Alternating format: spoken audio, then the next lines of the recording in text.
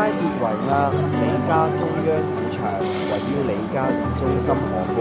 係全歐洲最大傳統市場，由5個前德國齊柏林